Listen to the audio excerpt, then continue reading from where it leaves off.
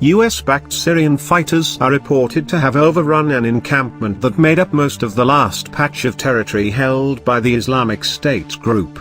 The Syrian Democratic Forces, SDF, alliance said militants refusing to surrender had pulled back to a sliver of land along the river Euphrates south of Baghouz, and that clashes continued.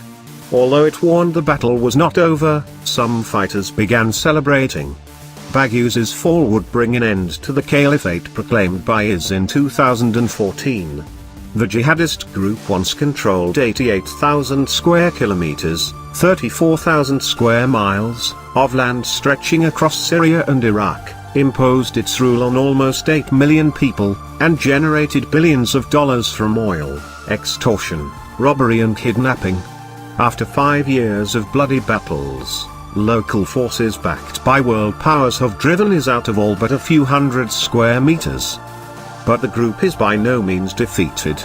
US officials believe IS may have 15,000 to 20,000 armed adherents active in the region, many of them in sleeper cells, and that it will return to its insurgent roots while attempting to rebuild. It is not known.